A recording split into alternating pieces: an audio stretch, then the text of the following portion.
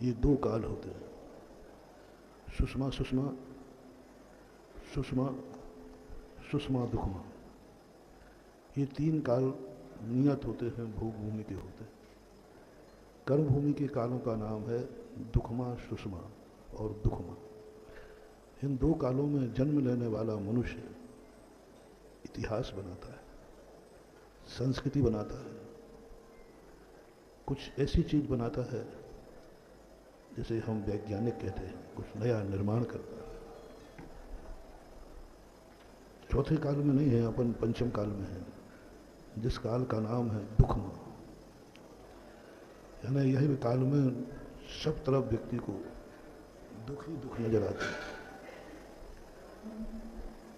दुख नहीं हो तो दुख आने का डर रहता है। जी रहा है लेकिन मरने का दुख है, अमीर है लेकिन लुटने का दुख है, स्वस्थ है लेकिन बीमार होने का दुख है, अच्छा गाड़ी में जा रहा है एक्सीडेंट का दुख है। यानी 24 घंटे कोई ना कोई शल्य लगी रहती है। किस समय हंसी दुख में बदल जाए कुछ नहीं कह सकते। कौन साथी किस मोड़ पर कब छूट जाए कुछ नहीं कह सकते। ऐसी स्थिति में मनुष्य को एक अधिकार दिया शाश्वत इतिहास बनाने का। उसका जीवन विश्वसनीय नहीं है, उसका जीवन स्थिर नहीं है, लेकिन कर्म भूमि को गॉड गिफ्ट दी प्रकृति ने कि वो अपना इतिहास अमर कर सकता है, वो अपनी जिंदगी की निशानी अमर कर सकता है। और उसी के प्रतीक रूप में इस दुखमा काल में भी या तो रत्नत्रय पालन करो। रत्नत्रय पालन करने से हमारी जिंदगी का भविष्य उज्जवल होता है। या तो सर्वश्रेष्ठ रखना चाहिए इस दोनों कालों में व्यक्ति को, और कहीं भी किसी को भी पूज्य बनने का अधिकार नहीं है, कोई नहीं बन सकता। मात्र पूज्य दो ही कालों के व्यक्ति बनते हैं, दुखमा सुषमा के और दुखमा के, जो पूज्य बन सकते हैं, पतत से पावन बन सकते हैं, परमेष्टि बन सकते हैं, जगत पूज्य बन सकते हैं। तो पहला अधिकार तो हमारे लिए हर व्यक्ति को ये सोचना चाहिए कि भले मैं दुखमा काल में जन्मा हूं, लेकिन मैं पूज्य बन सकता हूं, मैं पूज्य बन सकता हूं। तो हर व्यक्ति को एक माला सुबह उठ करके फेरना चाहिए कि मुझे क्षेत्र अच्छा मिला, मुझे काल अच्छा मिला, मुझे कुल अच्छा मिला, पर मैं अच्छा कार्य कब करूं। हर महिला पुरुष को इस पंचम काल की गॉड गिफ्ट है, एक भाव सोचना चाहिए, मेरे प्राणों का अंत पूज्य बन के हो, पूज्य बन के। यानी मैं पूज्य बन के मरूं। भगवान अरहंत सिद्ध तो आज बन नहीं सकते, मां साधु बन सकते। तो साधु बनने का भाव यदि तुम्हारे मन में है कि मेरे जीवन के अंत में मरने के पहले मैं साधु बन के मरूं, समझ लेना आपको सम्यक दर्शन है, समझ लेना आप आसन भव्य हैं। बन पाए या न बन पाए, बन पाए या न बन पाए, इसका कोई विकल्प नहीं कर रहा हूं। सुबह और शाम एक ही बात, भगवान के सामने नमोस्तु करें तो एक ही बात, बस भगवान मुझे कुछ नहीं चाहिए, मैं साधु बन करके मरूं, बस एक वरदान मांगा करो। बन पाओ या ना बन पाओ, लेकिन एक नमोस्तु करना चाहिए, मैं साधु बन के मरूं। साधु से अनेक आशीर्वाद लेते हो, एक आशीर्वाद लेना चाहिए कि मैं भी साधु होकर के मरूं। 4 पॉइंट दिए तुम्हें, सुबह शाम सोने के पहले, उठने के बाद। जब भगवान के दर्शन करो तो आप अनेक इच्छाएं करते हो, वो तुम्हारी मर्जी पड़े तो करना। मेरी तरफ से एक इच्छा करना, मैं साधु होकर मरूं। गुरुओं के दर्शन करते समय गुरु से बोलना नहीं है, गुरु के दर्शन करते मन में भाव बनना, यदि मैंने सच्चे मन से गुरु को माना है, सच्चे मन से मैं मुनि भक्त हूं, मेरी भक्ति सच्ची है, तो मुनि को नमोस्तु करते समय भाव करो कि मेरी एक ही कामना है कि मेरे जब प्राण निकले तो मुनि बन करके निकले, पूज्य बने। ये मुनि का दर्शन करते समय भाव आना ही चाहिए। यदि ये भाव है तो तुम्हें बहुत बड़ी गॉड गिफ्ट मिलेगी।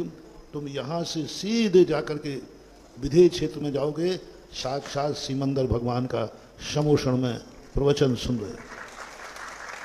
ये भाव कर लिया कि मेरे प्राण निकले, उस समय निकले जब गुरु का प्रवचन चल रहा हो, मंदिर हो, गुरु प्रवचन दे रहे हो और उस समय हमारे प्राण निकल जाएं, तो ऐसा जीव चुटकी बजाते ही मरेगा और सीधा सीमंदर भगवान के समोषण में दिखेगा तुरंत।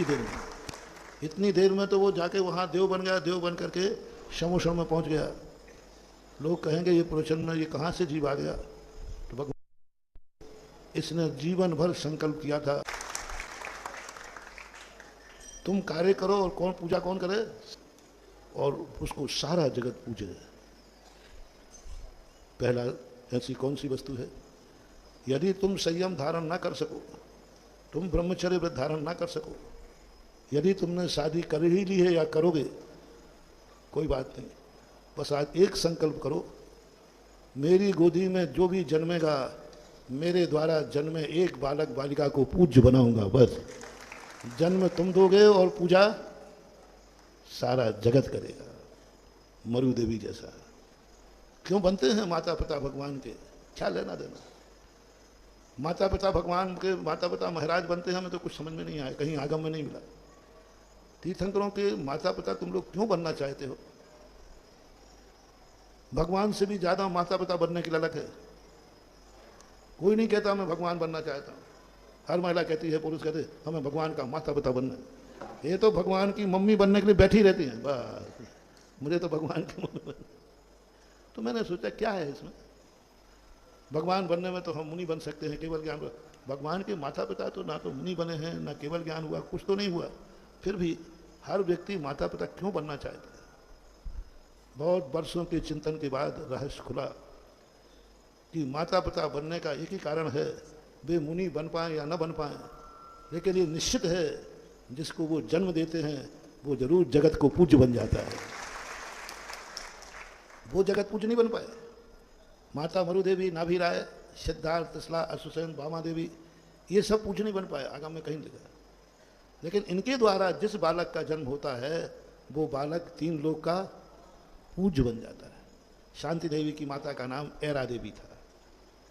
वो भले पूज्य बन पाई, नहीं बन पाई, स्त्री बन गया, लेकिन उसने जिसे जन्म दिया है वे शांतिनाथ सारे जगत के पूज्य बन गए। ये दूसरा रास्ता का ही कारण है कि हर व्यक्ति कहता है पूज्य बनने की हिम्मत तो हमें नहीं है, लेकिन मैं जिंदगी में एक कार्य जरूर करूंगा जो मेरे द्वारा किया गया होगा और सारा जगत उसकी पूजा करेगा। तो आज हम तुम्हें शादी विवाह नहीं करना ही अच्छा है, मैं तो यही समझता हूँ, लेकिन तुम मानने वाले नहीं हो। ऐसे कहने से मान जाते तो अभी तक तो कोई बात नहीं, कर लो। बस एक संकल्प करके करो शादी कि मैं शादी कर रहा हूँ, जो भी मेरी गृहस्थी में काम पुरुषार्थ के बल पर जो भी फल लगेगा, कम से कम उस एक फल को मैं पूज्य बनाऊंगा। चाहे लड़का हो अथवा लड़का हो तो मुनि बनाऊंगा, लड़की हो तो। बस ये संकल्प तुमने कर लिया तो तुम तीर्थंकर के माता पिता बनने के लायक हो, सही के। अभी तो 5 दिन के बन गए पैसा दे करके, है ना। अब सही के माता पिता कैसे बनेंगे? नियम से बनेंगे। जो ये संकल्प कर ले कि मेरी गोदी में जो बालक आएगा बालिका, मैं उसे पूज्य बनाऊंगा। एक को एक बालक जरूर मैं ऐसा संस्कार पैदा करूंगी, एक बालक को जरूर मैं ऐसे संस्कार दूंगी, एक बालक को जरूर मैं भावना भाऊंगी कि हे भगवान, कम से कम मेरे द्वारा जन्म दिया एक बालक, मैं पूज्य बना या नहीं बना, लेकिन मेरा बेटा बेटिया जरूर पूज्य बनेंगे। ये भावना तुम्हें करना। वो बने या तुम्हारे हाथ में नहीं है, बच्चा बने या नहीं बने, बच्ची बने या, लेकिन यदि तुमने निरंतर ये भावना भाई है और बालक को बताया है कि बालक बेटा, मैंने ये भावना भाई थी गुरु के सामने कि मेरे गोदी में जन्म लेने बालक, मैं पूज्य बन नहीं पाया, बालक को जरूर बनाऊंगा। अब तेरी मर्जी, मेरी भावना पूरी कर ले तो ठीक, नहीं कर ले तो तेरी मर्जी, तुझे को मैं कोई दोष नहीं। तुमने तो भावना भाना है और बेटे को बताना है कि मेरी भावना यह है। अब बेटा पाले तो पाले, नहीं पाले तो तुम्हें कोई दोष नहीं है।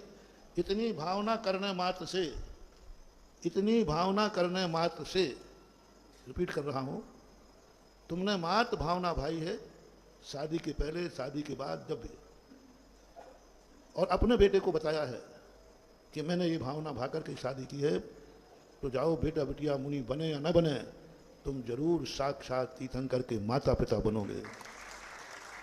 इस पंच कल्याणक, पंचमुखी पंच कल्याणक का बहुत बड़ा गॉड गिफ्ट दे रहा हूं, बहुत बड़ा आशीर्वाद दे रहा हूं। माँ तो तुमने भावना की, बेटे को बता दिया मेरी ये भावना है, अब बेटा पाले या ना पाले तुम्हारा कोई जिम्मेवारी नहीं है, तो तुम भगवान के माता पिता बनोगे। महाराज जी ये तो थोड़ा कठिन है, हम बेटा बिटिया को, वो महाराज का नाम लेते ही आपके प्राण निकलते। तुम कहने की हिम्मत तो छोड़ो, यदि बेटा खुद तो अपने मन से कहे कि मेरा मन महाराज बनने का है, तो कहो तुम मेरे पास आना बंद करा दो। अरे भाई तू महाराज के पास जाके बिगड़ रहा है, तो कहो आना ही बंद करा दो और तुम ही आना बंद कर दो, क्योंकि सब सुकौशल की माता पिता हो, माता हो। चलो कोई बात नहीं।